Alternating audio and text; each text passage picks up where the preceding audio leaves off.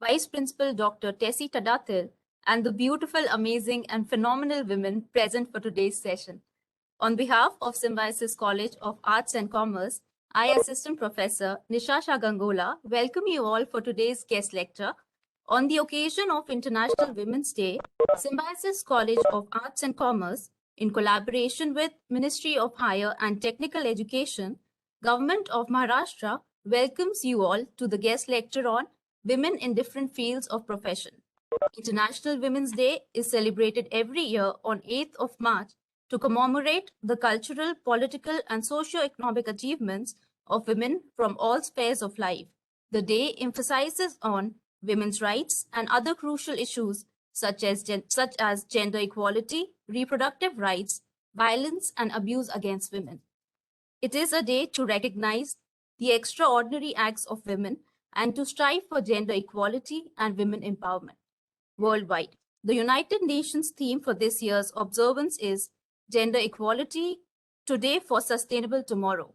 The idea is to recognize and celebrate women and girls who are leading the way on climate change and to honor their leadership and contribution towards a sustainable future. It is a day that celebrates the real spirit and strength of womanhood. Women today are making their mark in every field and are contributing immensely to the society. Be it our homes or a workspace, women are making the world a better place with their strength, willpower, and determination. Today, we have gathered here to celebrate noteworthy contributions of such achievers. Amongst us, today we have two such eminent personalities who have been instrumental in bringing momentous change in the respective fields of profession. Now, I would like to invite our very charming and inspiring Vice Principal to welcome the first speaker for today's session. Over to you, ma'am. Thank you.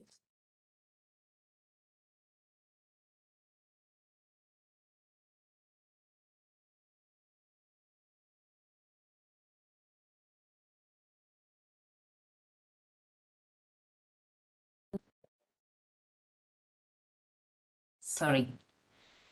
A very good morning to everyone. On behalf of all of us at the Symbiosis College of Arts and Commerce, it gives me great pleasure. It is my honor and privilege to welcome our speaker this morning, Ms. Geetanjali Thite, State President of Women's Indian Chamber of Commerce and Industry. And I'm given to understand you will be speaking on women as entrepreneurs. We are so very happy to have you with us as a mentor, as an example. You are a successful woman who has supported, managed, led a family. Not just that, you have managed, led successful businesses. And not just that, you have empowered other women to tap into their personalities and evolve as leaders. So your life is going to be our example for us today. And we look forward to being inspired by your talk and your experiences. I also wish all attending this webinar a very happy Women's Day. So welcome, madam, once again. My best wishes for a successful webinar. Thank you.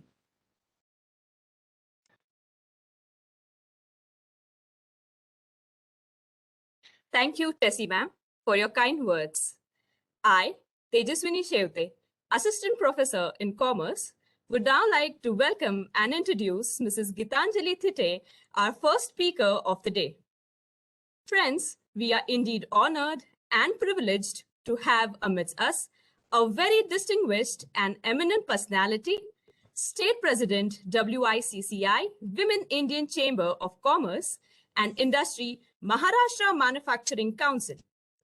Geetanjali Thite is the founder, director of Butterfly Toys and Kids Product Private Limited, founder at a Light Learning Center and a co-founder at Integrity Technoblasts.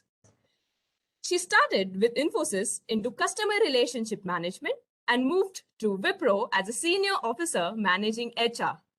Worked with Credit Suisse as a quality lead with recruitment. Ma'am has worked with students from various schools and B schools training on soft skills. She is a mentor at Catalyst India, mentoring girls pursuing their BE computers, guiding them, counseling them, helping them become competent and confident individuals to face the world. She is also a founder of Explore the Me, a group of working women which is now Learn to Lead, creating a platform for professional women to discuss, learn, and grow together to reach their personal and professional goals. She is a co-founder of a manufacturing unit that is incubated at IIMB. She is also a certified trainer from the Federation of International Trainers, USA. She holds membership in Training and Development, Indian Society of Training and Development, Government of India, New Delhi. I'm happy to say Ma'am is also crowned as Mrs. Maharashtra 2019, Mrs. Intelligent by Diva Pageants. Ma'am has also won the Sparkling Personality Award 2020 as a personality development trainer by the IERCT, a non-profit organization for training women in Pune district. We are indeed thankful and grateful to you, ma'am, for sparing your valuable time and for accepting our invitation to be a part of our Women's Day celebration. I now request you to enlighten us with your insights. Over to you, ma'am.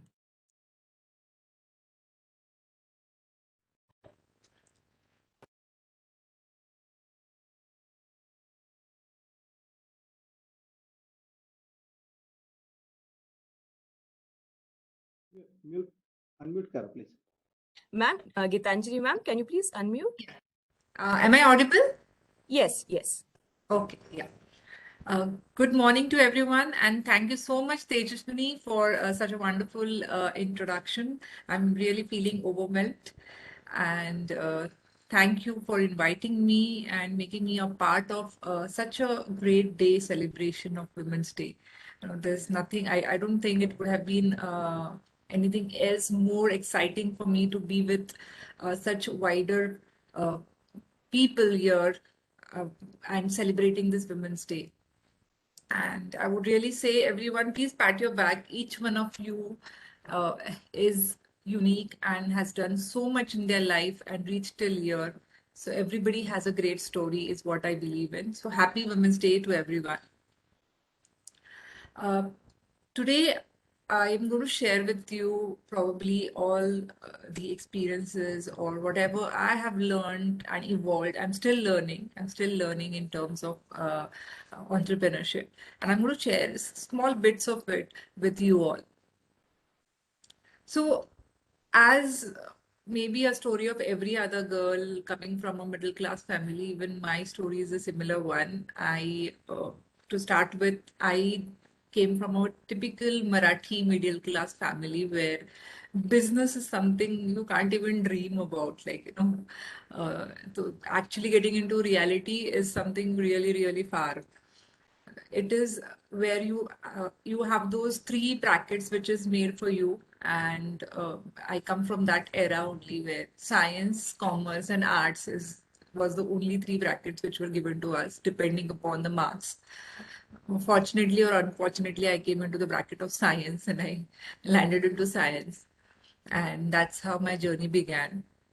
But yes, there was always a thought process that I want to do something different, not kind of entrepreneurship, or I really did not know what is entrepreneurship. I would be very honest at your age. The students who are there, in my college days, I did not know about entrepreneurship at all. So it was just there that I want to do something different. I want to do something different with my life, and that's how I started my journey. To evolve every day, to keep learning every day. Yes, I picked up working quite early because of a lot of things, for a lot of reasons, for financial constraints which we had. I started working at the age of 16, and then after my graduation, I landed into corporate world, and that was a turning point, I would say. The corporate world made me learn a lot of things which were really and which are really not taught in your syllabus, unfortunately. And I started learning a lot of things in terms of developing my personality, learning new skills, and becoming more aggressive in terms of understanding what is required in this world. probably.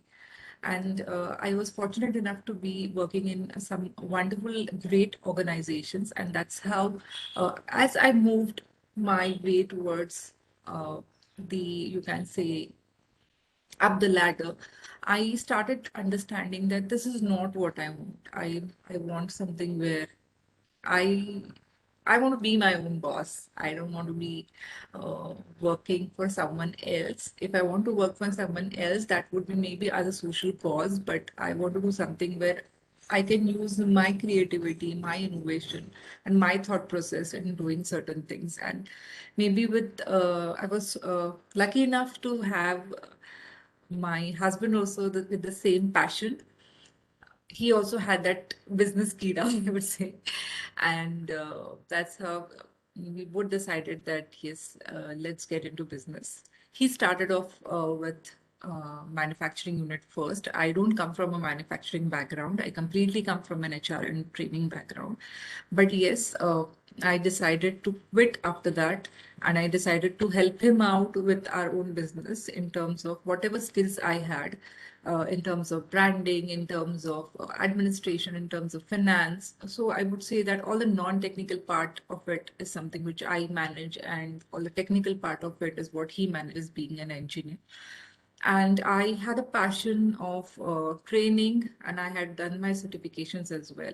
So whenever I get time, I ensure that I am giving back that knowledge to the young people around, and I pick up certain sessions for training the youngsters. And that's how evolved. I would say the story started of Integrity Technoplast as a manufacturing unit from 2017, and the same year, the story of Elite Learning Solutions also started, where I started training a lot of teenagers and young adults in the space of personality development, interview skills, and so on and so forth. So this is what I would say, like, my story has been, and how I landed into starting something of my own. But yes, I was completely raw when I started all these things, and I wanted something where, I can train myself and understand the entrepreneurship journey. And as I said, I wanted to do something very unique in terms of it. And in 2020 is what it started, uh, in terms of having those particular training skills developed in me, and understanding what entrepreneurship is all about, getting more deeper. And with an idea, I enrolled myself with IIM Bangalore, the NSR cell, the Women Startup Program. And I would say yes, because the idea was unique, got selected among 11,000 plus applications, and got incubated uh, with IIM Bangalore, and got a wonderful 1 year experience of understanding how entrepreneurship has to be, what I need to do. So with all this, what I'm going to tell you today is, uh, can we move the slide, please? I don't have the control.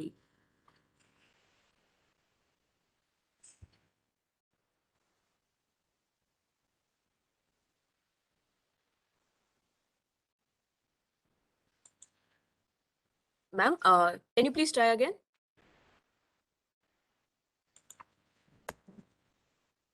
No. Uh, if you can stop sharing and do it. One second. Yeah, now it's moved. Yeah. Okay. Yeah. But I did not move it. Somebody else has the control, or you Probably you want? just hint me, I'll do it for you. Okay, okay. So now this is about how I started understanding that I need to go deeper. But along with that, what I feel helped me is to follow certain women who have already carved their path, proved themselves, this incredible women who in their businesses have uh, proved themselves as women entrepreneurs. And it helped me. It helped me a lot, I would say. So these are the ones, there are many there, but these are the ones whom I have really followed a lot. The first women entrepreneur of I would say she's said to be the first woman entrepreneur in the entire world. Is Madam C.J. Walker. I don't know if you'll have watched it, but I would really recommend if you have not watched her movie, watch it or maybe read the book. Book is really more interesting, and it's inspiring that an African American woman in the 1870s, 80s era fighting against so many social patriarchal issues and making her mark in this world of entrepreneurship is amazing. It's really, really inspiring. None other than the next one is Kalpana Saroj from India, the first woman entrepreneur. Read about her. It was really inspiring for me to know she's in true sense, I would say, the slumdog millionaire, starting an organize picking up an organization which was completely in loss and transforming it into a profitable organization. You learn a lot how you must not give up, and you just need to keep on. Your dedication is going to help you, your tenacity and your dedication is going to help you move ahead. It's perfect example for it. Then Falguni Nair. I was not following her, but as I started reading about her, how she listed her organization Nika on stock market, I really adored her and I started following her as well and started reading about her, how she at the age of 50 made her first debut. So somewhere like I had those feelings in my mind that okay, so उसने तो 50 में किया, but I was not even 40 when I was thinking about all these things, but still I had in mind, am I doing the right thing or not? But she puts an example that age is really, age doesn't matter at all. So it inspired me. Sudha Murthy, one best example as a socialpreneur. I love her writing. So because I like to write, I always follow her writings and I ensure that I read a lot about read her books as well. Michelle Obama, Sheryl Sandberg are today's generation, I would say, talks about how we need, as women, we need to break the glass ceilings.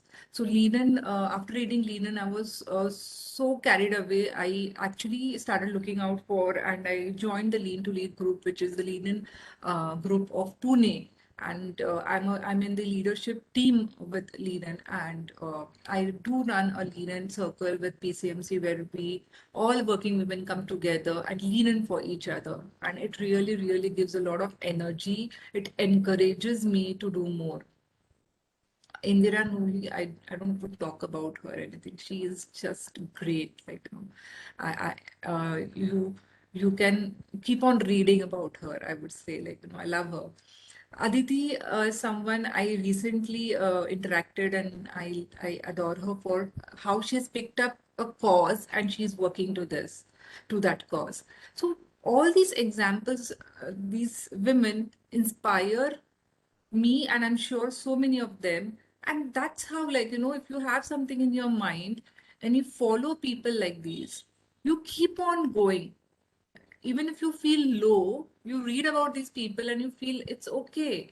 It's okay if there's a failure. If it's okay if things are not happening in the right way. You need to just keep on. You need to have that dedication going on. You can't just give up. So I would say that this has helped me. And if you are looking out for entrepreneurship as a woman, please do ensure that you follow certain women whom you can relate to, or who you feel are really really inspiring with what you want to do with in your life. So that will help you to move ahead a lot. And next slide, please. So what exactly is entrepreneurship? So for me, when we decided that I want to become an entrepreneur or I want to start something, entrepreneur बनना ऐसा कुछ नहीं था. I wanted to start something on my own. The major thing for me was that I want to have a satisfaction. I want to have independence. What I want to ensure that I bring out employment, I generate employment for people, and that's something which is going to help me feel that yes, I did something good with my life. So there are a lot of things, and that is something which is again person to person. It differs what you feel starting a business is all about. But for me, it was about getting satisfied. It was about being independent.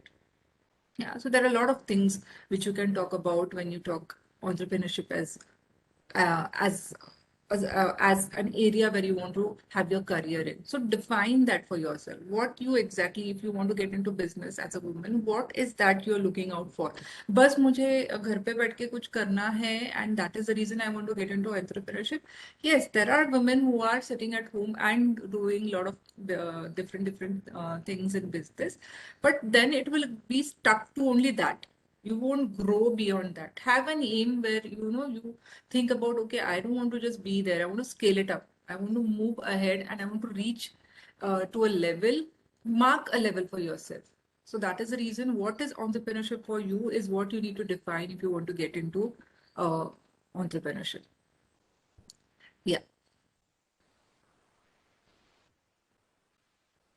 So for me, today I'm just going to, focus on what exactly for me entrepreneurship has been defined as, and what I learned in these years of mine is to be fearless. It's very, very important. You cannot start a business. You cannot start something of your own if you have a fear. Fear, any kind of fear, fear of society, fear of family, what they're going to talk about. Are they going to allow me to do it? Fear of failure, fear of losing out on things which are really, really closer to you. Like I'll tell you, there are times when I really don't get time to spend at home. And we both being into business, it really becomes tough. But whatever time we have, we ensure that we are giving 100% to our family.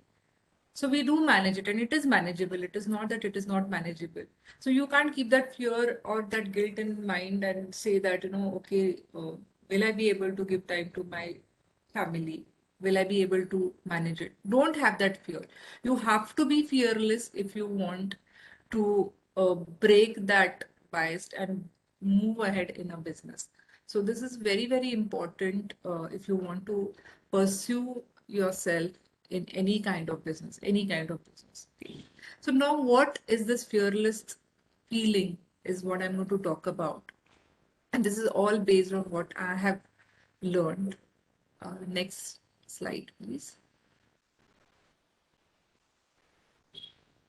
The first important, so I've just tried to put in what is that fearless, being fearless has to be, and what it has been for me, and what has helped me to move further. The first important thing, F, is focus. It is very, very important to be focused. You need to know that what you have to do, what kind of business you want to do, and ensure that there is no distraction towards it. People will talk about it. Maybe you will have somebody who will criticize you as well for what you're doing. But you need to be focused if you believe in yourself. If you believe what you're doing is right, focus on those right things. Avoid distractions and keep working hard towards it. So, this focus is something which is very, very important. Second is empathy. I believe that without being empathetic, you cannot achieve anything. Be it even in a profession, even in the professional world, it's not that directly I jumped into business. I've been working for 15, 16 years into corporates, but you have to be an empathetic leader. You cannot just, you cannot live or you cannot achieve success if you're not empathetic. You need to understand the person with whom you're dealing with, be it your employee, your colleagues, your friends, your family, people around where you're staying in. You come across people, unknown people as well, right? So in a business too, it becomes very, very important because you will not be able to understand your clients, you will not be able to understand your customers. So ensure that you are empathetic towards people around you. Help them, understand them, know their needs. If you know their needs, you'll be able to work towards their needs. Yeah. The A stands for accountability. You need to be responsible, you need to be accountable to what you do, what decisions you take, decisions in your life, decisions in your professional work, decisions in your business, whatever. You need to be honest to yourself. That's very, very important. You cannot have a mask put in and, uh, and just say that, okay, because, or put a blame to somebody else or to the situations which are around you. You cannot. You have to be accountable to whatever you're going to do. The stands for relationships. Build relationships. Specifically, I would say it's about networking. Like for me, I'll tell you, when I decided that, I'm going to be into manufacturing and I'm going to be a part of the venture we started into manufacturing. I was really completely new to manufacturing because I completely come from an HR background. So for the first thing I started doing is I started interacting with women who are from the similar kind of background or coming from manufacturing, and that's where I'll tell you I looked out for a wiki platform, and to my surprise, there was not a single council formed for manufacturing, because manufacturing, we see that already women are very less at the C-suite job, but then if you talk about manufacturing, there are even less. So then it happened. I said, why like this? Let's see how I can bring in women who are from manufacturing together. And that's how this council got formed. And I ensured that, if I don't know much about manufacturing, let me network with women who are in manufacturing. Let me bring all together and build those relationships, because that's how I'm going to move ahead. And relationships don't build on just thinking that इसमें मेरे लिए क्या है, इसमें मेरा फायदा है क्या. No, relationships don't build like this. First, learn to give. That's when you will get, is what is very important if you want to build networks. So this is completely from my experience. I would say that, I am a part of so many different networks, and I would say that I'm really, really fortunate enough that tomorrow, if any situation I want to lead in, I want a support. I have women who are there besides me, who are going to support me, because that's how the relationships help you when you are low, when you feel like, I would talk about when during the COVID period, it was not an easy journey for a startup to sustain through this period, a tough period of COVID. We have big organizations going into losses, but I would proudly say that, we sustained through this COVID period as a startup as well. And that was because we had built up relations which built trust in each other. And that's the reason I would say we could survive through, and we could really, really do good, even though we had a pandemic hit bad during this period, 2 years. So relationships are really, really important, I would say. Please build good relationships. Be a part of network, and just don't be a part of network for the sake of being part of it. Contribute in the network. L stands for the learning every day. Every day has to be a learning. Learn from everything, whatever you do. Learn from all the mistakes, what happens. Mistakes are a part of your life, and I would say, mistakes are about development. Mistakes are, you develop yourself, right, with mistakes. So learn from your mistakes. Learn what went wrong, why did it go wrong. Ask those why questions, and so that you can find out the solutions to those problems. And that happens only if you have that learning attitude in yourself. If you don't have that learning attitude, you will be very closed and you will stay where you are. So learn from your mistakes, learn from whatever you do every day, learn from people who are around you, rather than criticizing people, wo aisi hai, wo waisa hai. Rather than doing that, try to find out what's good in that person and try to learn from those people around you. So learning is very, very important. E stands for empower other women. This is very important and has been really important for me as an individual.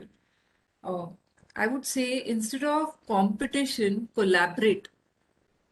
So we talk about a lot of competitions and all these things, but I would say have the mindset of collaborating with each other. Ensure that you are there for other women. Ensure that you can help out women who are around you who need that help. Try to generate employment, or if you're working, of course. If you're not working, as students also, what you can do is, if you're good at something, what you can do is you can help somebody else who is lacking in that particular skill. So build that empowerment within yourself as women, and that helps in a long run, I would say. Because at our organization also, we have seen, because our company is located in a rural place, so what we do is we try to bring in people from the rural areas, train them, specifically women, train them and try to give them employment. And I feel that that's how they get empowered. That's how, like, because financial independence is really, really important for a woman to be empowered, is very, very, is what I feel. So empower each other, have the mindset of collaborating, and don't keep that egoistic and the competitive atmosphere between each other. S is speak up. This is very, very important. Many times we women lack in this, and I've heard about it a lot, that women lack about talking about themselves. Why? Don't feel shy, don't feel hesitant, don't feel that, if I keep talking about myself, it's like bragging about myself. No, you have to speak up for yourself. If you have an idea, talk about it. If you have something in you, you have to talk about it. If you need help, you need to ask for that help. Nobody's going to come and give you something ready made. You have to speak up for yourself. It's you, it's your individuality. And unless you don't speak, nobody is going to ask you, or nobody is going to listen to you. Yes, so speaking up for yourself is very, very important. And the last but the very important thing of being fearless, the S stands for stand out. Remember, you are unique. You have something different in you.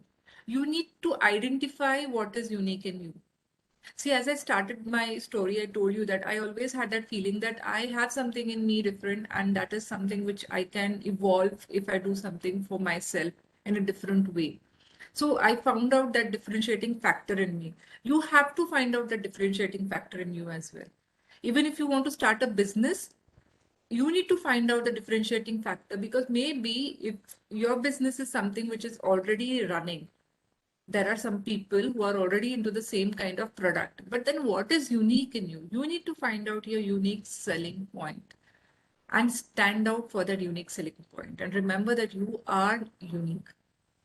And it's just the factor of identifying that differentiating factor in you is very, very important. So for me, fearless is all about these things. And these have been very, very important for me. And this has helped me in my life. And I hope uh, this will help you as well if you're thinking about starting your own journey as an entrepreneur. And I would say the platform is really open now for women to start businesses. There are a lot of platform, like as I said, I enrolled myself with IIM Bangalore and SRCell. There is Goldman Sachs program for women. There are a lot of Maharashtra government has started with women innovation programs as well, where you can get enrolled if you have an idea which is really unique. And there are a lot of opportunities in terms of funding. Startup India is a wonderful platform where you can enroll yourself if you have a unique idea. So if you have these things in you, and if you think differently, I would say the platform is there for you, and you will be ready to take off and build your dream.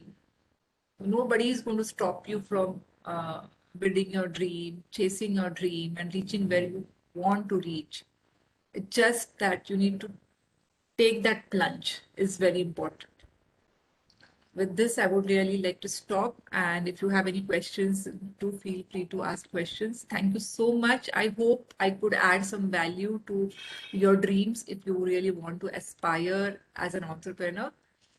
If you want any kind of guidance later on as well, you can reach out to me. I'm more than happy to guide you with whatever knowledge I have. Thank you. Thank you so much. Uh, Thank you, ma'am. Thank you. And we will take questions at the last. Thank you, ma'am, for your valuable time and sharing your precious thoughts.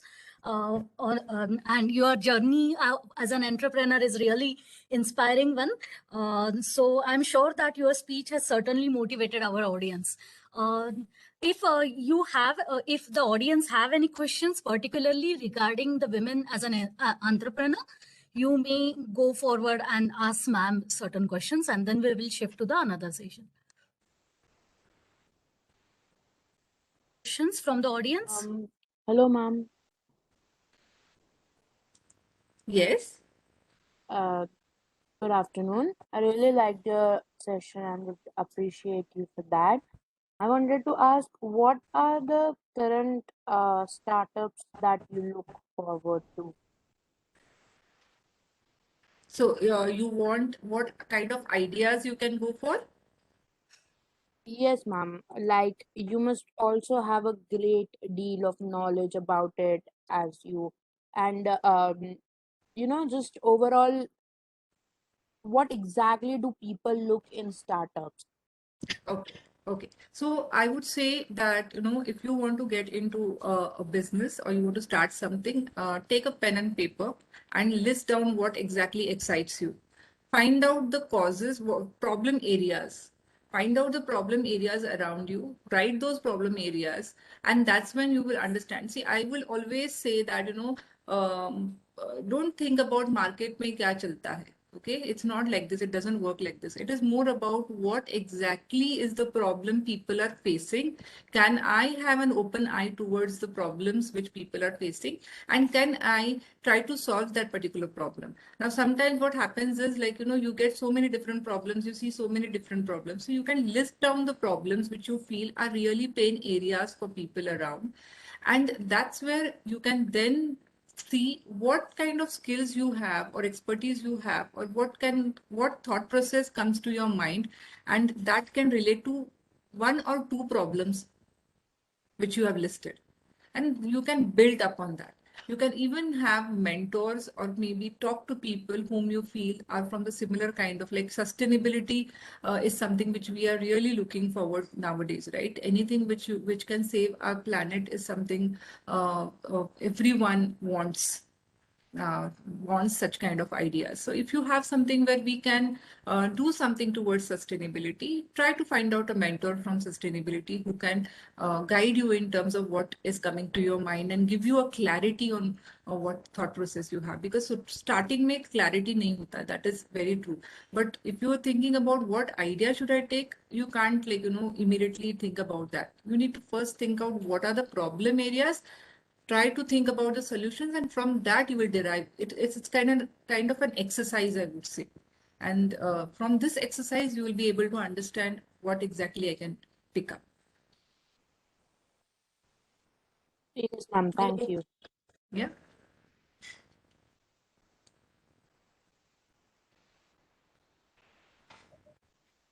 Okay, thank you, ma'am. Thank you so much for your valuable time and sharing your inspiring thoughts. Students will approach you if they find any thing to be too clear on the topic of being an entrepreneur. Thank you for inspiring our students, ma'am.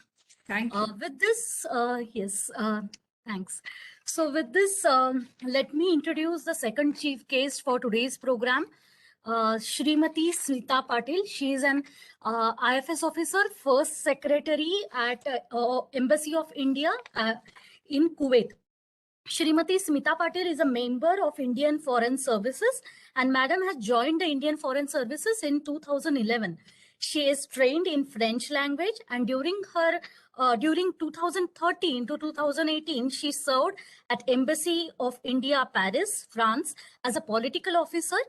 She worked on India-France bilateral relationship as well as India's multilateral engagements with OECD and climate change negotiations during COP21 held in Paris in 2015. In the same year, she submitted and presented her thesis on South China Sea and India. And after that, after returning to New Delhi in 2018, she served at Economic Diplomacy and States Division at Ministry of External Affairs, where she was coordinating MEA, Ministry of External Affairs, activities for promotion of economic interest of Indian state. And she also worked at the United Nations Political Division, where she had an opportunity to work on India's United Nations related matters, including coordinating the efforts leading to India's election as a non-permanent member of UNSC for 2021-2022. She is currently serving as a first secretary for political and commerce and deputy chief of the mission at Embassy of India, Kuwait. She heads political and commercial affairs wing at the embassy. Actually, she is from the agriculture background. She had done her MSc agriculture with specialization in genetics and plant breeding, and she always remained a avid debater during her school days. I now request our dynamic, ever enthusiastic, and highly inspirational Honorable Principal of SCAC, Dr. Rushikesh Soman Sir, to share his thoughts and formally welcome second chief guest for today, Srimati Smita Patil. Over to you, sir. Thank you. Thank you, Manasi. Good afternoon to everybody, and happy Women's Day to all my colleagues and students and the guests who are present over here. As jokingly, we all say that way every day is a Women's Day, but today is the World's Women Day. So, jokes apart, but I believe that uh, it is very important day where we are recognizing the contribution, we are recognizing the might, we are recognizing the importance of the Stree Shakti in a way. In our culture, in our religion, Hindu religion especially, we have uh, so many characters, so many deities which are very powerful and which have helped solving certain problems as such. But in our social life, unfortunately, we didn't have that kind of image or that kind of importance continued over a period of time. And that's why I believe in today's world, such kind of celebration of day, Women's Day, becomes inevitable or becomes necessary, just to remind everybody that how important women are in our life, on this planet, and how well they contribute to so many factors as such. Today's chief guest, Smita Patil ji, welcome on behalf of Symbiosis College of Arts and Commerce. And I wish that we will be having many more interactions on different forums for our students and for our colleagues, and they will get a lot of benefit of your expertise. In fact, the line or the field that you have chosen of Indian Foreign Service, it is so excitable field. Of course, I mean, I know that in every single field there are challenges and there are difficulties, but then I believe that our girls should also get inspired, and they should aspire for such kind of different career path as such. And I believe that your presence and your guidance will certainly help them to at least think about it.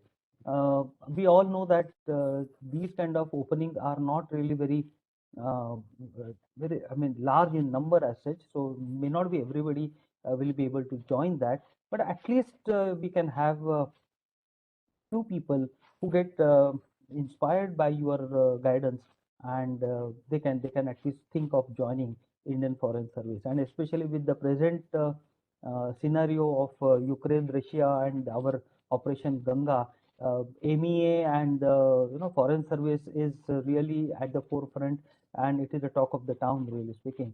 So I believe that on this backdrop, your job is also going to be very crucial and important, though you are not in that area. But being a international office bearer, I believe that you are also having a lot of responsibilities. So I welcome you once again, and I wish that your guidance will help our students and our colleagues. So I request you to kindly address the audience. Thank you very much. So much, Dr. Soman. Before I go ahead, please confirm that my audio is clear. Yes, ma'am. Yes, ma'am. It is all. It is. Thank you. Thank you. It is. First of all, let me thank you for this kind invitation. I'm really glad to, be here, speak to all you young, bright women, especially on this special day. International Women's Day is it's still a ritual that for some more years, some more decades, maybe. I hope it is not decades and it's just years that we need to celebrate, because there is still so much that we need to talk about, that we need to create awareness about. And when that need will go away, then there will not be this need for celebration of women for one day of a year. And with that note, I would like to start it, because this is really my pet peeve, and I'm sure all you young ladies agree with me that it's not about one day or a whole year for women and all that. But at the same time, I understand the need and the crucial importance of talking of women as they are, our gender, our lived experiences, everything that we live has a special context to it, for reasons beyond ourselves. And that is why it is also important that we acknowledge it and we celebrate it as well. Right. Thank you so much. First of all, let me congratulate you all on the auspicious occasion of the Golden Jubilee celebration of your institution. I was indeed very happy to see our Honorable Prime Minister Shri Narendra Modi ji addressing you all just a couple of days before, and you all enthusiastically celebrating this milestone. Indeed, one of the reasons that I'm even more happy today is because you are all in Pune, and my life as young adult has been spent in Pune. I have studied there. Like you, I have attended all those lectures and vakyans that happen everywhere in Pune, and those are the prized part of being a student in Pune. That vibrant community of thinkers, intellectuals that we have in Pune is indeed something remarkable, and I cherish it to this day. And of course, I studied, I found my passion, my career, and I found love in Pune. So of course, it's special for me. My family is still there, but beyond that, it's happy always to talk to Punekar. So thank you for this opportunity. Also, because Dr. S.B. Muzumdar, the legendary figure of Pune now, but he originally belongs to Gadinglas. It's the taluka in Kolhapur district, the southern district of Maharashtra. And I'm glad that many a times when I say Gadinglas, people can't even pronounce it right. And I have often been cited as an example of an exotic place. You know, I remember clearly one occasion in Pune. There was a huge student gathering, a shivir sort of, and the mentor said, someone whom I really admired, he said, "We have people from Chandrapur to Gadhinglas, because it's like the southernmost point of Maharashtra." That was the kind of feeling that many people have, and I had also. But it's always amazing to see the journey of Dr. S.B. Mujumdar. He has been a leading light, and of course, we are immensely proud in Gadinglas that he belongs to, originally from there, but he really now belongs to Pune and the whole world, if I may say so. Growing up in Pune, I have seen Symbiosis as an example of a cutting edge of education. You made sure that education is accessible to many, but at the same time, it was innovative. It opened doors to not just people from different places and towns in Maharashtra and other states of country, but also people from all over the world. And now, as a diplomat, I see that how important it is, because India is an educational hub, and I'm so proud that thousands of them come to Pune, and wherever I go, I meet people who have been to Pune, have studied in Pune for different reasons, in different courses, in different streams, and they carry the best of impressions of India. So definitely that is something that I cherish. On that note, let me just talk to you, because today I was told I should be talking about women in civil services and women in I.F.S. And as you know, Indian Foreign Service, we will talk about it a little more in detail.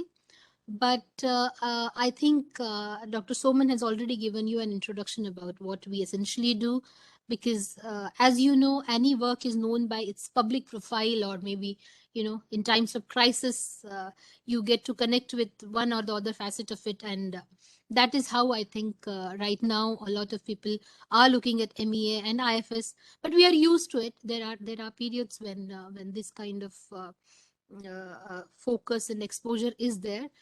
At other times, we work silently, we work behind the screens. Even now, we work behind the screens. A lot of it goes on. Only part of it is what is shown on the news. And of course, it's the newsmaker's view. But As a diplomat, it's indeed a very challenging and interesting period to live in. As always, I think it's always once or every other year you have something. For example, we had COVID last year, and when Mansi was introducing me, she told you about. I mean, I joined Embassy of India Kuwait last year. It's been 1 year during COVID is when we traveled, and it was an entirely different world of how we have worked before. I was working in United Nations political division when COVID struck, and for a while, for a couple of weeks, the entire world of diplomacy was stunned. We couldn't realize how could we go ahead, because the essence of diplomacy is meeting and greeting and talking to each other. If that doesn't happen, how do we carry on our conversations? I remember the United Nations headquarters almost falling silent for a couple of weeks because everyone had to regroup, regather, and decide how do we go further, and tackle this while we focus on the processes. We also focus on the results. So that took a bit of time because different states have different capabilities. There are technical challenges, and now I realize that we have come so far ahead in this particular scenario, that the entire last year here at the embassy is we must have held a few hundred events covering all sorts of subjects and themes, and connecting with each segment of Indian community here. I must mention to you that Gulf is a region where we have a large number of our compatriots who are living here. They are earning their livelihood for a long time. Many of them come, for a shorter period of time, and millions of them are here. 1 million Indians live in Kuwait, so you can imagine that's like 1/4 of the total population here, and you can imagine that that is the scale of the people who are here. And why am I mentioning this? Because all their needs are catered to, by the embassy in terms of documentation, all that they need to do to come here, to work here, to continue to live here, and all that. So, in collaboration with the government of State of Kuwait, we continue to do that. And this figure is important because that means 1 million people means as many passports, as many attestations, as many education, employment related, labor related issues. And as you know, a lot of them come here as blue collar workers. Today on IWD, we should talk about also our women who are here. We talk about all the glittering achievements of women that we see around us, and in glamorous settings and all that, who have made a mark. To me, probably nothing is more courageous than a woman who has left her home back, maybe in the Kadapa district of Andhra Pradesh, left her children back in Middle Ages. She hardly knows any other language apart from maybe her own mother tongue, Telugu. And then she embarks on a long journey where she comes all the way to a country that she has never heard of. Probably she doesn't know anything about it. She comes here and she starts working. She earns a livelihood not just for herself, but for her entire family. We have seen that there are about 330,000 domestic workers, women in Kuwait. Look at the scale of it. As many women, women who could be our sisters, aunties, mothers, grandmothers, they are working. They are contributing to our economy. To me, the fact that someone goes to climb a summit or something like that makes news. But look at this. This is immense courage, and this is not something trivial, because it needs adaptability of a sort that you and I cannot imagine. And that is the reality of so many of our women, and I'm immensely proud of it. We at the embassy are continuously working at welfare, betterment of their working conditions. Last year, when Honorable External Affairs Minister Dr. S. Jaishankar traveled to Kuwait on an official visit in June, we signed MOU for domestic workers recruitment, which will make it possible for all of them to have a work contract which is legally mandated, stipulated work hours and work conditions, very strictly monitored, and there will be systems for redressal of grievances of all sorts. The embassy will be on it, and the local authorities and the legal systems here will be all robed in it.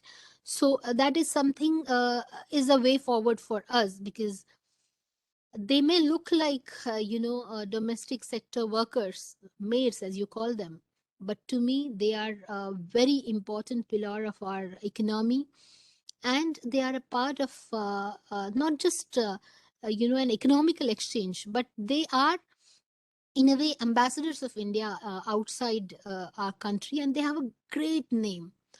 Their work ethic, their loyalty, their hard-working abilities, and in general their honesty. I have heard stories from highest-ranking people here that they told us when there was war here, and how they left the entire households, all their wealth, gold, to the house help, and they left, and they found it when they came back, decades.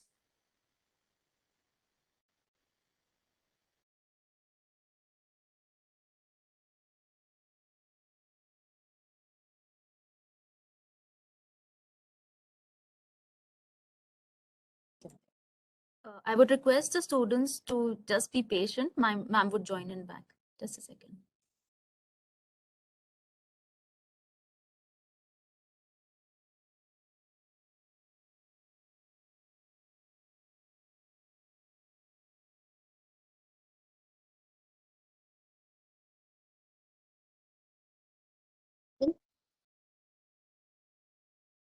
I'm sorry, we had a major. Hello, I don't know Yes, if ma'am. you can hear me. Yes, ma'am. We You can had continue. a sudden power outage, which never happens, but those are the challenges we are talking about. After a year of That's doing all absolutely this fine. of technical programs, entirely on Zoom. We have a format where we have done events on in a hybrid mode, with thousands of people joining in from not just Kuwait but outside, from India, from anywhere they were stuck, because we were catering to their questions. We were constantly reassuring them in our open house formats where they ask questions, and so all that we have done. But then once in a while, we always have this program problems That's cropping up. absolutely fine. You can now continue. Right. Right. And in a way, I mean, I'm thankful to this technology that I can talk to you, of course, but we have to live with a bit of obstacles every now and then. So I was talking about, yes, how my experience in the region of Gulf, especially, uh, I would also like to talk to you about, of course, the role of, diplomats in general, what they do. We have a small presentation. I'll just run you through. I won't take much time, but maybe if you're interested, we can explore some of those aspects further. But talking about being a diplomat, I don't know how many of you know about what we exactly do and all that, because it is often uh, not realistically represented in the medias and all that. But in a way, now I think all of us have some idea of how diplomats work. Uh, Essentially, we are the connecting links between two sovereign governments.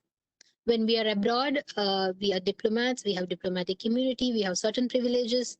I have a different red passport, which entitles me to visa free travel in many countries and certain other, privileges. Uh, and the most important thing is, I don't know if you can see, I can wear this flag on my chest. I'm immensely proud of it, carrying the colors of India with me wherever I go. I represent India in my work, in my daily life, in my professional and personal setting. So that is a privilege, I think, in terms of even the civil services outside, I mean inside India, This is something that I immensely value, because here, when I'm talking, I am a representative of India. So that is a huge responsibility for anyone to carry on their shoulders, and I'm immensely proud of it. As a woman diplomat, if we just look back at what Madam Geetanjali was saying, I really enjoyed her talk, because in a very practical uh, uh, sense, she told us about what is it. That is how I think an entrepreneur looks also at their professional and personal settings. And for a diplomat as well, there are a lot of challenges which are probably unique to us, being women. But to me, it's huge opportunity also. Of course, first important thing is that you have to move your entire existence to another country once in every 3 years. That is how our postings go. We do postings of 3 years each in one country, followed by maybe another posting, and then you go back for 2 years to headquarters, that is Ministry of External Affairs in India. And you may work in different capacities in India, in different organizations, all that. But essentially, when you are abroad, is the core part of your diplomatic life. And as you can imagine, as women, it is not always easy. One, you may be, there may be times when your family cannot be with you. It's not easy to be on your own. Of course, you have great support systems in your office and in every way possible. But beyond that, I can see that this is a major challenge. But to be honest, it's it's not as different as it looks from when we think about it. Many of the people think that, okay, all your life you will be outside. No, it is not like that. In my 11 years of service, I think I have spent almost equally outside and in India. In terms of family and work balance, those are the challenges. If someone is, let's say, staying in a district in Sangli, and they have married someone who is probably stationed in Pune, and this person works somewhere in Mumbai. I have seen people struggling and juggling their lives, careers, families uh, at superhuman level, because this travel, this ordeals that entail in this sort of setting are probably much more difficult than what I have. Because if I am in a capital outside, I have a comfortable life in terms of all other things, like the way we are taken care of by the government of India, the way we are uh, there are lots of perks which are unique to foreign service. Our children's education is taken care of. Your medical needs are taken care of. Your family often follows you, except for a few places. So the challenges of balancing the life are always there, but I would say they are present everywhere, and every woman knows that. Even if you are working from home, as Madam Geetanjali was saying, on something that you are passionate about as an entrepreneur or even a home entrepreneur, you would still be needing. To apportion your time well, your resources, have a support system, and do all that while managing your family and work. So it's equally the case for a diplomat who is outside. Um, of course, in my case, I have been lucky that I have my partner who is a diplomat himself, and we have been together most of the time. It's not always easy to manage that, but and we are equal partners in our house and in our offices. So that is something that makes my life much easier, and I have that privilege. Um, and as Madam Gitanjali was also saying, this is something that we need to acknowledge, that we need not be super women, and we need not be superheroes in every setting that we go to. There are ways that we need to it's okay. Yeah. I think I can now join from my system. Let's, if you can, Okay, if you ma'am, can sure. let her join. Yeah.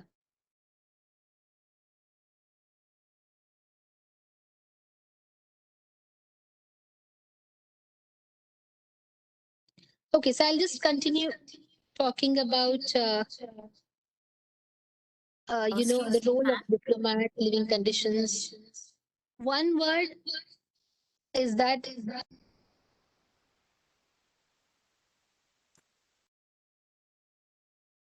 may look like foreign in a lot of ways, but it's not really, because it's connected to everything that an Indian citizen's life is about.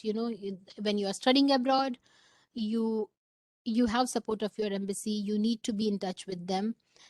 Here in Kuwait, we have 50,000 Indian students, mostly of primary and middle school, those who are with their families here. 23 CBSE schools are there, and my colleague, Dr. Vinod, my husband, is in charge of a lot of things that are needed by these schools. Why am I mentioning is this? Because we often don't realize the kind of work that diplomats are doing in many of the places where there are large Indian populations. We are almost like any administrative office back home in any district in India. So we are dealing with the similar kind of responsibilities, right? Um, I think I have talked a lot about balance and being a women diplomat. Let us now go back to what does MEA do?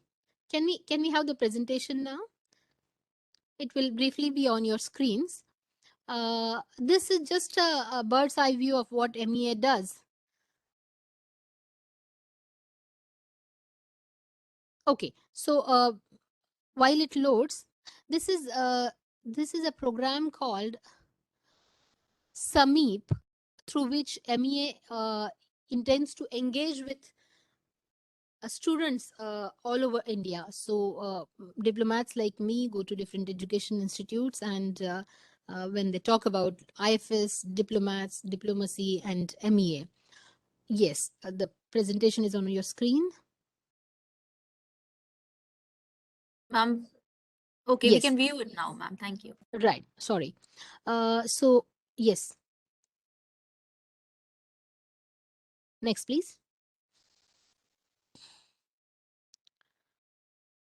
So these are all the words that this word cloud tells you about what diplomacy is all about, and in all these terms, you would see that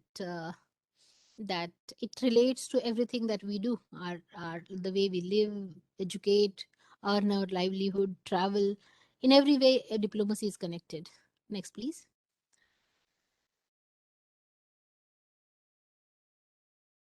Yes. So, as I was saying, what is the mandate of Ministry of External Affairs? Engaging with the world, countries bilaterally and in multilateral settings with the world organizations.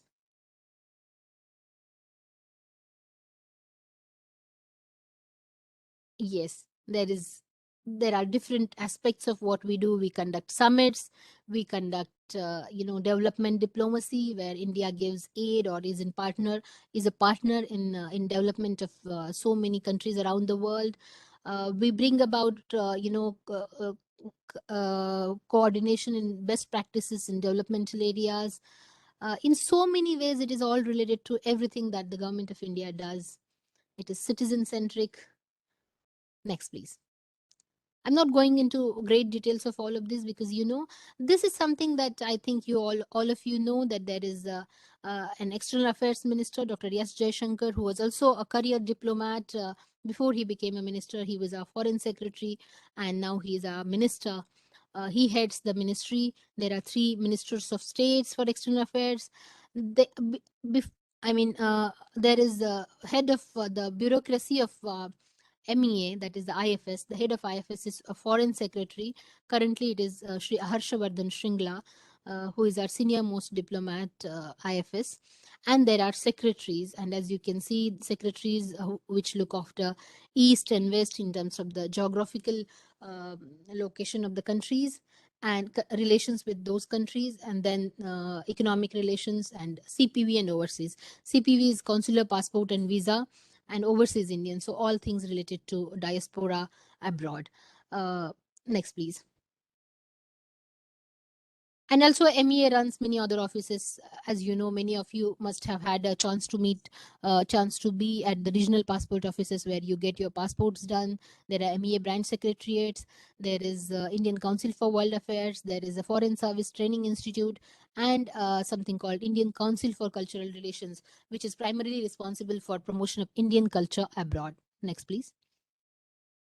And when we talk about diplomacy, really, it is through our embassies abroad. The central picture that you see is the Embassy of India, Kuwait, where right now I am sitting. This magnificent building in red sandstone. This year we are celebrating 60th anniversary of India-Kuwait diplomatic relations. There are 202 missions and posts abroad all over the world. A mission is like the capital, the embassy in the capital of any country, and a post is another office that could be there. Like, for example, in Kuwait we have only the embassy, but for example in UAE the mission is in Abu Dhabi, but Dubai is another consulate. So the embassy as well as consulate. So Dubai is a post and mission is Abu Dhabi. Next, please. And you can find all of this on MEA's website. At an embassy, we have the ambassador, who is representative of India. He brings with him the letters of credentials of him. Can we not have the slide alone? Yeah, please. He leads the diplomatic mission. He's the head of mission. The deputy chief of mission, which is my role here in the Embassy of India, Kuwait, is an overall coordinator of all the different wings and works that all other diplomats do in the embassies. And you can see what are all the different wings. There is political wing, there is commerce, there is administration, consular, defense, press, information, culture. So in all these sectors we work depending on the ground situation there. Next, please. And this is again about what all we do. We promote India's economic interest. We work with the local government on all issues that concern both countries. We work together on multilateral issues and on socio-economic and of course geopolitical issues and all that. Next, please.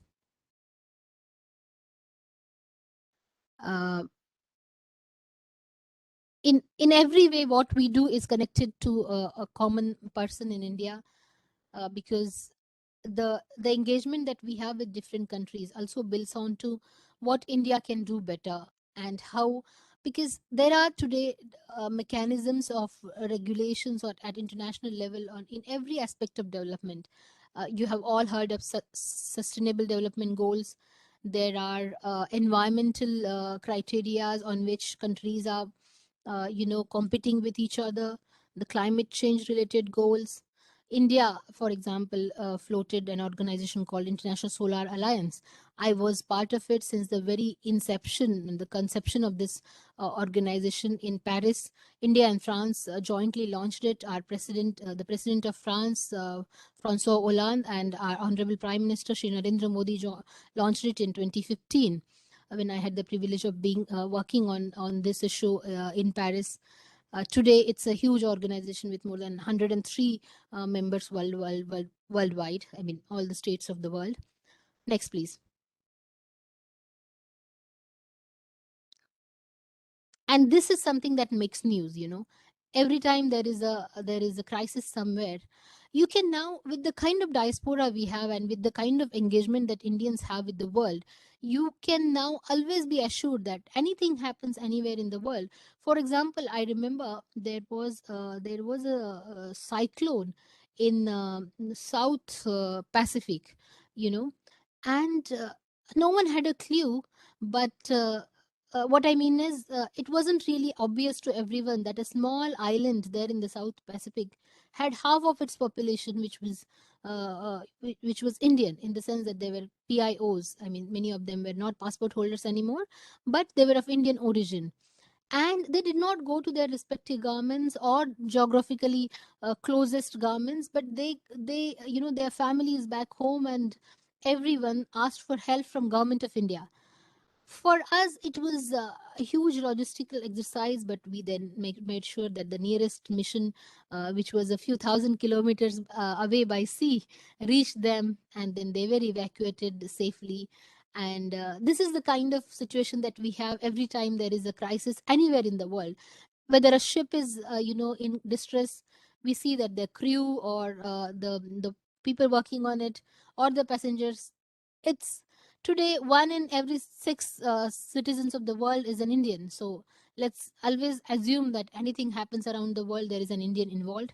And it's the job and the duty and the proud privilege of the Ministry of External Affairs to take care of each and every citizen abroad, and we do it with utmost professionalism. As you can see here, in all sorts of crises, we have been there on the ground. My colleagues have been there on the ground, and they have evacuated people. They have made sure that they are brought to safety in every way possible. And as you can see, it's happening in Ukraine and Russia now. And many of my batchmates, my very close colleagues have been working there. A few of them have just wound up their mission and come back, and many of them are still there in many different places. Next, please.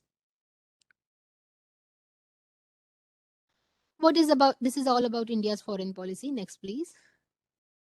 As you know, neighborhood first is our policy.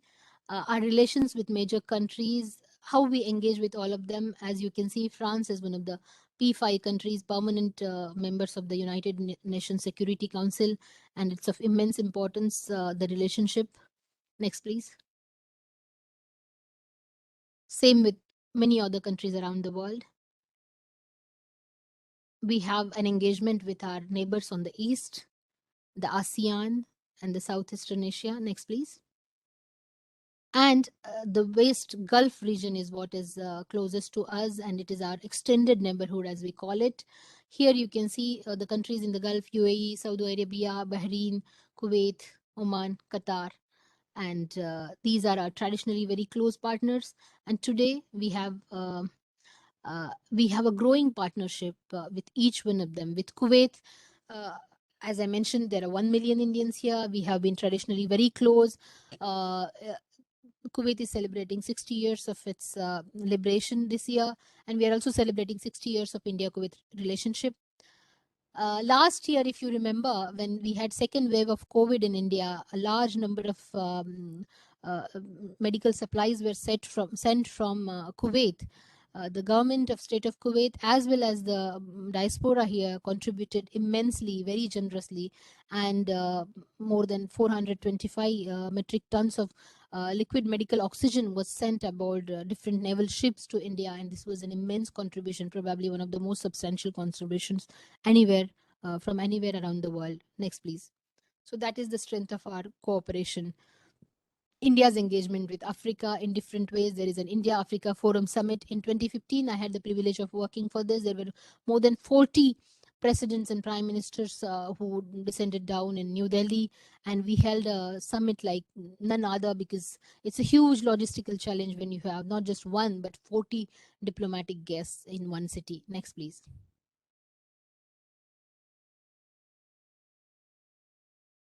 And of course, during COVID, MEA was in the forefront. We have exported vaccines to more than 100 countries. India also sent vaccines to Kuwait. They were exported on commercial terms. In February last year, I was there at the airport to receive that consignment, and I can tell you it was one of the highlights of my career so far, because it shows you that diplomacy is not just about dry academic esoteric subjects, but it also deals with something that, like, anyone who has had a vaccine here maybe probably had it from the factory in Pune. The Serum Institute of India produced it, and that is what is connecting us with these countries and our people, and not just Indians but Kuwaitis here in Kuwait. So that is something that makes you realize the strength of our partnership and the strength of diplomacy. Next, please. As you can see, we engage with all countries around the world, with Latin America as well. Next, please. And of course, MEA represents India in all the multilateral forums. As I said, foremost is United Nations. In my previous avatar as Undersecretary at United Nations Political Division, I was dealing with this. It was immensely satisfying to deal with all the countries around the world and see that India is elected as a member of the United Nations Security Council for a period of 2 years, and that was achieved during the peak of COVID, and it was really a very interesting exercise that I was part of. In Paris, I was part of UNFCCC, the Climate Change Conference COP21, for almost 13 days, every day since morning till midnight. We used to be there in the conference venue, and exciting because that was the time when the world was looking for a breakthrough, and many looked at India as a deal breaker. But we made sure that we were not deal breaker, but we were the most constructive dialogue partners there, and we worked with all major members of UNFCCC, and India was crucial to the final agreement that was achieved at Paris. So that was a very interesting time. Next, please. All that we do, you can see on a smart board on mea-dashboard.gov.in. Next, please. And here we talk about the issues that you might be more interested in. This is how to join Indian Foreign Service. You have to be a graduate. You have to give the UPSC exam. It's the same exam that anyone who wants to go into any kind of civil services, be it IAS, IPS, or any other service, has to give. And a few top rankers, because there are limited seats in foreign service. So you would be you'd be able to choose foreign service if you are in the top ranks, and then you will get your training at the Foreign Service Institute of India. Before that, you all train together with your IAS, IPS, and other batchmates in Mussoorie, Labasna. That is where I did my foundational training in 2011. Next, please. What is the Indian Foreign Service? It is about, like I said, all things that we do abroad. And next, please. You have to also learn a compulsory foreign language. I learned French in Paris, and I got to spend almost 5 years in Paris, which is definitely something that most young people would want to do, and it was definitely worth it. As you can see, when you are at the headquarters at the MEA, these are your different designations. You'll be under secretary, you'll be deputy secretary, then director, then joint secretary, additional secretary, and secretary. This is the career progression. The designations are a bit different from. Next, please. Bit different when you are in mission, and this is an international convention that is followed for all diplomats around the world. So you start out as third secretary, then you become second secretary, then you become first secretary, which is where I am now, around 10 years of service. Then I'll become counselor and minister, and an ambassador is someone who heads the mission. He could be of any rank, mostly counselor and above, or even first secretary, if the case may be, in case of some consulates. And these are the universal nomenclatures for diplomats around the world. Next, please. And I just have already talked about what all we do. Next, please. Yes, and you can follow MEA on all these platforms. Of course, our mission also is very, very active on Facebook, on Twitter. India in Kuwait, you can look up on Instagram, and every day we give our updates. This is also the room, by the way, which we have just created a few weeks ago, so that we can do Facebook lives and such social virtual only events where we can connect directly with our people. Well, with this, this presentation ends. I just wanted to talk about a small, just in I'll just talk about it because this is something that is of interest to you. I hope you are still with me. It's been quite long session, but Yes, ma'am, because there are a lot of ideas and areas that I was asked to cover. Just to mention to you that there are about 22 women ambassadors or consular generals in all of the world in the Indian Foreign Service. There are about 850 I.F.S officers in total. I mean, this statistics is from 6 months before, but it should be around that time. Around that number, and 25% of them are women. So I'm actually proud of this number. This used to be much, much lower earlier. And now, as you can see, as everywhere else, even in foreign service, we have almost 30% intake, which is female. So, and you might have read, I recently read that in Kerala, out of 14 district collectors, 10 of them are women, which is something that made me very happy. And I can say that it's the same in case of foreign service now, that we have, if we have a batch strength of around 30, we have definitely around 15 or more who are women. So the landscape will change. It will still be very challenging, but it will definitely change. And as these women go ahead in their career, the topmost positions will also have equal representation, is what we are looking at. Right now, we have 7 women who are in the highest grade of the secretary level, and then the numbers increase further down because we have larger intake of women officers. And let me tell you, if we compare this with the world averages, it is still not bad. It is actually quite good in terms of the representation of women, and the way it is going, the trends are very encouraging.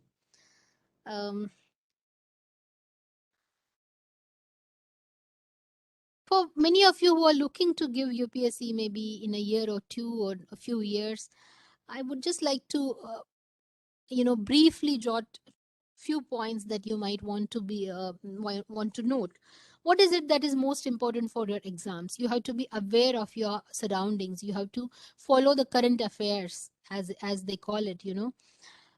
More important today than it was 10 years ago is how do you filter the noise? Because 10 years ago or 15 years ago, there was a dearth of information. You did not know what all things you need to know. Everyone was always talking about notes from Vajiram and Ravi or this class or that class. Today, I am so grateful that if someone wants to sit in a remote corner of India and prepare for UPSC, you do not even have to leave your house, because you have internet and you have the superpower that will make possible anything that you need for this exam could come to you. Most quality content. The ability that you need is filtering noise from news. Filtering this news from noise, rather. You will need to focus on the content and filter out the noise, because there is so much distraction, there is so much of unnecessary information. I would suggest you read the book called Factfulness. It's a very beautiful book which talks about how news kind of warps our sense of reality, how it affects our perspectives. Uh, because, like if a dog bites man, it is not news. But if a man bites dog, it is news. But when you look at the news, you might think that all men bite dog. So that is how it looks like. So that is the case when you are looking at the crisis in Russia and Ukraine. You must keep this in mind, that the news is a created sense of reality. It does not really reflect reality in every way, and that is the most important crucial skill that anyone who wants to go in civil services has to have, and definitely a diplomat. So that is one. And of course, the third point is subject expertise. Whatever subject, in our times, it used to be 2 subjects that we had to choose, and 2 optionals. Now it is 1. But the essence of it is the depth that you can go to, like in Marathi, we call it Vyasang. It's not just about what you know, but also about your entire deep interest in knowing more about it. You are almost a co-creator of content in that subject. That is the depth that you have to go to. You have to be a partner, not just as a receiver of information. So that is the level of subject expertise in whichever subject you choose to. So the key is to have deep interest in what you are learning. So that is one. Then comes personality development. So what is it exactly? I mean, personality development is such a buzzword that every nook and corner and every advertisement is talking about it. It's an overhyped, overused word, abused rather. I would say self-awareness. You just have to know who you are. As women, we deal with so many of these questions. I think I need to spend a few minutes on this, because see, when you are growing up, if you're not tall enough, that becomes one of those major issues that you deal with when you are in your teens. If you're not a certain standard of beauty that our society wants, that also is one of the issues that affects your self perception. Then there are other ways, where you are raised, how you talk, I remember as someone from Kolhapur, first time I came to Pune, and on a bus stand, I asked someone where to go to. I think it was Sarasbag station or something, and the man, in his unique, quintessential Puneri ways, uh, he would take 10 minutes to repeat my question because he thought that my pronunciation of what I was asking was not right. Because, of course, Puneris think that their pronunciation is the best, and the Kolhapuris have the opposite view on it. So, why I'm mentioning this is the prototype of interactions or experiences you will have. This is just between two districts of Maharashtra. And when I left Maharashtra, went to Delhi, it was a different world altogether. And now, when I have left my country's borders in Europe, in Gulf, you see that the world is so vast, so diverse, so different that every interaction you can have is essentially there are very few anchors that you can fall back on. So apart from that, there are just universal instincts, how you deal with other person, how you relate to other person, what is the essence of communication.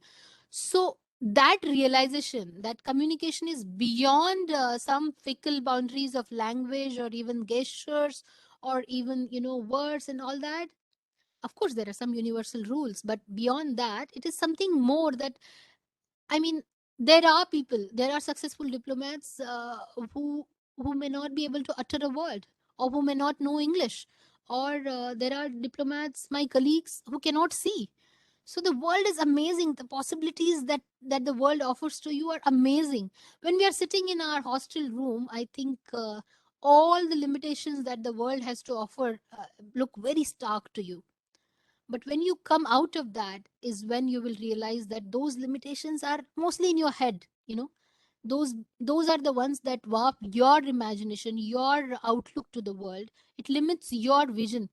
Like in Marathi we say झापड बांधणे डोळ्यावर, तशी खूप झापडं आपल्या डोळ्यांवर असतात. आणि ही आपण स्वतःहून खूप कॉन्शियसली त्यांना दूर करायचं असतं. कारण कारण the society that we grow up in conditions us to all of this. And as women, this is more important for us, because for example, I was mentioning in detail about life as a woman diplomat, because a lot of women I meet must have asked me, how can you be abroad and have a family, I can take care of your family, your in-laws, family, this and that. That ceases to be a concern if you don't want it to be a concern, because it is no more a concern than it is for, let's say, anyone who is working at home. A housewife has equally huge challenges, and she overcomes them. So this is something that we need to mentally overcome.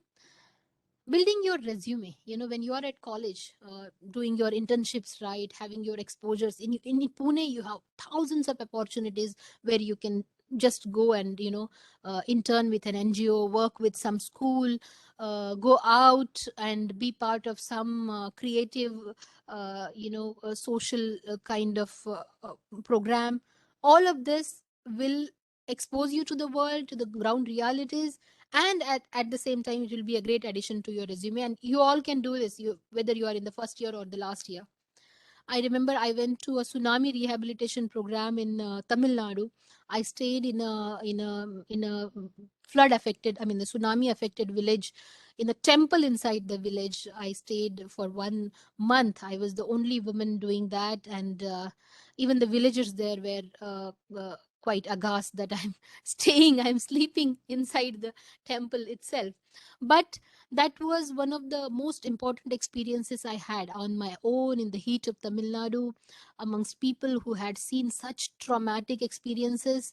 And it has stayed with me, and it had made my resolve to be part of public service very strong. And I draw upon that experience even now when I deal with tragedies and traumatic experiences. So the next comes is right attitude, and there is no time to start it. It could be any time you wish it to be. So what is the right attitude for a civil servant is that, first, when you are preparing, you don't need to be a master of everything that comes around you. When you are looking at general studies paper or any CSAT paper, you would be like, oh my god, they ask everything under the sun. That is what the common narrative is, and a lot of people fall for it. But that's not true. You will not be judged by what you don't know. You will always be judged by what you know. And it is not in this world of information, you don't need to know everything. You need to know where to look for the right kind of information, for the most authentic kind of information. So your skill of judgment, your ability to discern chaff from the wheat is what counts.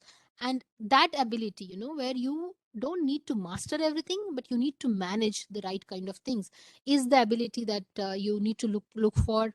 um, uh, Even if you are even starting to think about civil services as a career. And more than that, I just wanted to say that civil services is just one career. It's more hype than many others. But whatever you do, and you look at people all around you, and today, I think COVID has given us a good perspective that anything that you do not need to be in a big city, you do not need to be on a big designation, this and that, and you still can have a fulfilling life and a successful life wherever you are. I think COVID has just given us that sense of understanding very, very acutely. So what are those life skills that will help you in good stead wherever you are, because you are at a stage where you need to think about a lot of things. The world presents so many opportunities, and it is confusing that where do I look at, what is it that I really want to be doing. I would say just a few things that you need to be very, very aware of as your life goals or priorities, and especially as women, right? That is our today's theme. So please note this. I'm quite passionate about what I'm saying here. Is your physical well-being. This is of utmost important. Your health and your physical well-being. What does that include? It includes the safe spaces that you are living in, not just in your body, but who you interact with in your home, in your professional setting. Never settle for less. Never be too complacent to take on abuse. Understand where is abuse, where is physical abuse, where is sexual abuse. Understand it, and be very, very aware of your priorities. Last 2 years we had talk of Me Too movements and this and that, and I was in a way shocked when I read many of those accounts, because I thought, how could one keep up with a lot of that without having raised an alarm? Now, when I think about it, I realize that it is not always easy, and there are settings where you could not do that at all. But beware, as women, we have the power to understand, to intuitively know what is wrong. And if you are feeling it is wrong, it is not just your responsibility, it is your duty to raise it, to speak it out then and there. Of course, you have to be discreet, and you have to weigh the possibilities of it impinging on your personal security. But even then, always make sure that this is your utmost priority, because if that is not the case, anything and everything that you do will have no meaning in my book. And of course, that is how we will look at empowering women, status of women. All that has no meaning if you are not comfortable in your flesh and skin wherever you are. So your physical well-being, your sexual well-being is the most important thing that you should be concerned about. The second thing is, and this is very thought out approach for me. The only second thing is financial independence, or your financial well-being. It comes very next to physical, because you won't be physically safe unless you are financially as well independent. So all you young women who are still listening to me after this long chat, is do make sure that you do not settle for dependence on anyone, be it your parents, be your partners, your boyfriends, your friends. No, that is a strict no. You should be able to resource for yourself. It could be in any way. You could be doing a side job, you could be investing in stock market, you could be doing a side hustle, writing something, creating content, or doing a job. Whatever way you have to do it, you have to be financially independent. That is very, very important. Then the third comes your emotional or spiritual well-being. This is probably second or third, whatever order you take it. But I would say that this is important, because even if you are, let's say, financially very secure, you might be in an abusive relationship. You might be in a place which does not is not conducive for your growth.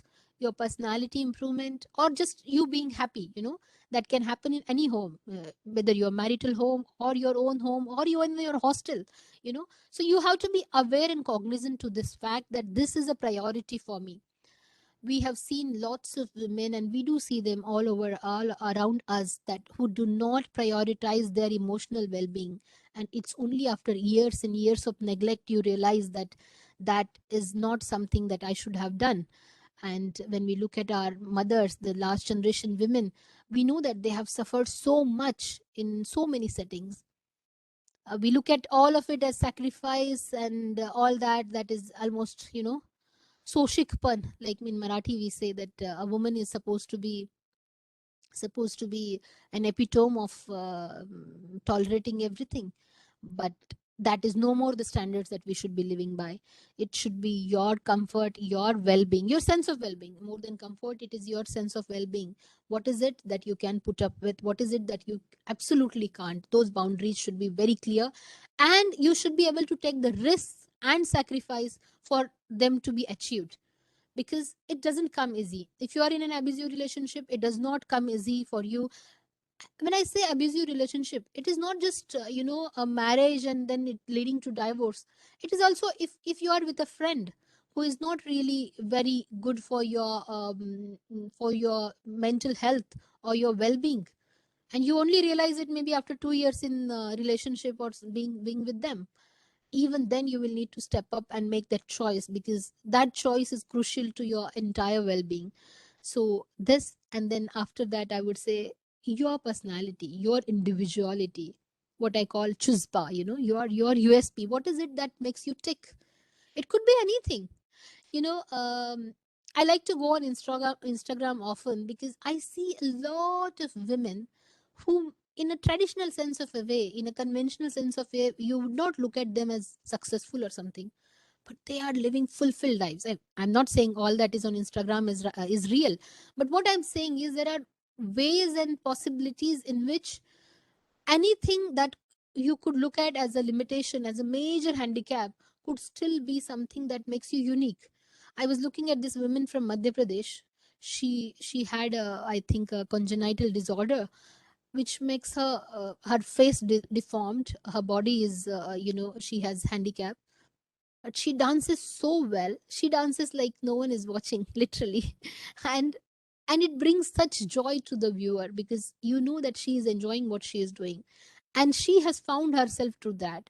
So even if, like I said, you could not see, you could not listen, you could not talk, there are ways in which you could still express yourself and be leading a meaningful life. So I think all these words would matter when you are low, when you are down. And it used to happen often with me during college days, or during the time when I did not know what exactly is that I want to go, or what exactly I want to achieve in my life, when there are so many possibilities and options, and you see that almost any road that you take will take you to something that is entirely different from the other. So that is the time when it is very, very, very difficult to stay grounded and still be having that perception that, okay, I'll have to be patient and someday things will turn out well. So remember that in those times, that you have your individuality. No matter what you achieve or not in conventional terms, you will still have your individuality always with you, and you must strive. It's a duty, it's a noble duty of yourself to take care of that flame in you. Like Vivekananda said, you each one of us is Amritaputra, is what he said. So you are Amritaputri, and as women, you're not just Amritaputri, but you are the fountains of Amrit in that sense. You will create life, you will create your own surroundings. You have that power, and as soon as you realize it, it would be great. And all this brings to balance of life inside home and outside home, which is something which is very, very crucial, because unless that is there, everything that you achieve will seem pale, will seem meaningless. And this is one parameter on which I think we could be gauging our sense of well-being, and and what we achieve in life. So it may not be in terms of big designations and paraphernalia that comes with all of it, but how comfortable you are in your own skin, in your own house, and in your professional setting. So that is what I wanted to talk about. Sisterhood, like was mentioned by our esteemed previous speaker, is crucial to all of it. All of you young women who know each other today, you may not make much of it of your bondings with each other, but as you will grow, you will realize that these are the most important bonds in your life, beyond the relations of blood or professional settings and all that, and nurture them, be each other's strength, and build on each other's successes, because we today stand on the shoulders of thousands, millions of women who came before us. And it's only one Rani Lakshmibai that we know the story of, right? And we think of her Mardani Jhansi wali thi. See, the comparison is also with a Mard. She was Mardani. But we know every grandmother who has lived here, every home, we know that she has had a life which was incomparable, which was full of so many challenges, and in ways that we cannot fathom today. They have, like my grandmother had 11 children, you know, and to the end of her life, she was one strong, independent woman. I only realize how beautifully strong her personality was now when I look at the challenges of raising just one son of mine and dealing with the pressures that come with all that is there. So I think we need not look into something exotic and something very fancy to be inspired as women, but something that is around us, which was always there, and be more aware of it, you know, how we can learn more about it and be grateful about all that we have, and cherishing and aspiring for creating a better world for us, for our daughters, for our sons, for our peers, because a just and equal world will be a world worth living in for each one of us, not just women or men, but for each one of us. On that note, again, thanks a lot for inviting me today and for bearing with me for so long. Thank you. I really enjoyed this talk. If you did enjoy, I would suggest you that there is a book called Adhikarini, which talks about women, administrators or women in administration it's written by Swapna, a friend of mine, and I was also featured in the last edition in 2018. And it has stories of amazing women who are mostly working in Maharashtra or have some Marathi connection. I would suggest that you get hold of it. Maybe I have told Mansi if you could have it in the library. Go through it, inspiring accounts of women who have been in civil services, so that you just get a idea of it's not just someone like me, but there are all kinds of personalities and all kinds of namune to to lead that life and still make it fulfilling. So I wish you all the very best in everything that you do, and thank you once again, and happy International Women's Day. Thank you, ma'am, for the insightful session and for your valuable time. I can't hear. I'm sure the students got a lot of exposure and learned a lot from the presentation and your valuable inputs. I hope that they are inspired by your presence. And again, I would like to thank you for your valuable time. On behalf of Symbiosis College of Arts and Commerce, I would like to thank the guest speakers for sparing their valuable time and for accepting our invitation for today's session. It has been an enriching afternoon, and I'm sure the audience has imbibed and learned a lot from the life experiences of our speakers. The wisdom that they have shared today was inspiring and would guide our students to mold their future.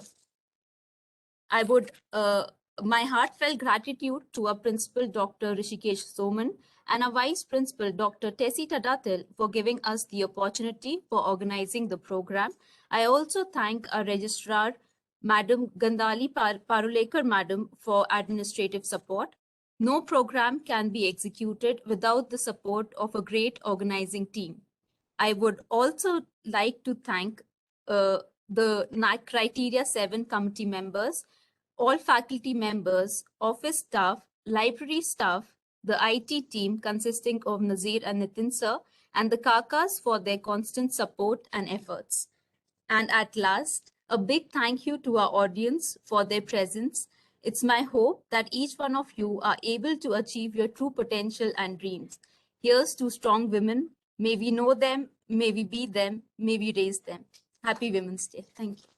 Thank you. May I just request you all to switch on your videos so that let's have a group photo of all you bright young women there and me with it. Sure. Okay, hello. And I forgot to say Smita thank ma'am. you, Manasi, for Yes. making this entire thing possible. Actually, we are It very was much great to thankful reconnect with you. So I will just Yeah. introduce our team. She is Dr. Hello. Neha Akashe for Yeah. political science. Nisha Sahagongalosh, Hello, who madam. introduced you, Namaste, and Nisha. Tejaswini Hello. Shivate. Hello. She is also an assistant professor for commerce stream. So Congrats. it was really inspiring, and these are our girl volunteers. Both Hello, are ma'am. Soumya. So they I'm found so your talk envious of very, your very energy and your vibe, you know. Yeah, yes, It's great to see you all together. We really enjoyed what you said, especially the last parts about all the mental well-being and the